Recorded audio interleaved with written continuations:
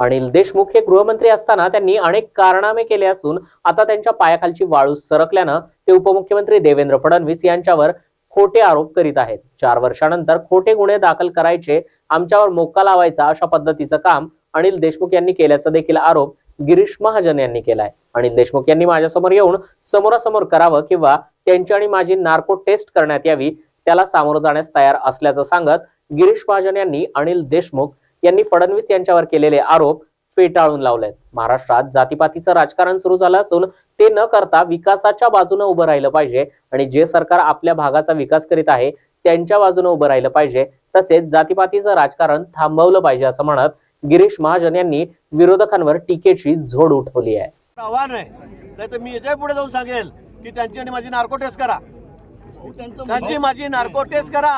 माझं अजूनही त्यांना आव्हान आहे की त्यांनी मला हे सांगितलं की नाही, माझ्यावर खोटा गुन्हा दाखल करण्याचा प्रयत्न केला की नाही, माझ्याबरोबर अजून 4-5 जण मान्य देवेंद्रजींवर सुद्धा खोटा गुन्हा दाखल करण्याचा त्यांचं षडयंत्र होतं की नाही हे त्यांनी सांगावं। आणि मला वाटतं की नार्को टेस्ट केल्यावर मी काय देते मी खरं सांगेल, तेही खरं सांगतील। आणि म्हणून माझा अतिशय ओपन चॅलेंज आहे की त्यांनी कशाला समोर कशाला काय, त्यांनी आम्हाला दोघांना एका ठिकाणी घ्यावं, नार्को टेस्ट करावी, करा आमची नार्को टेस्ट।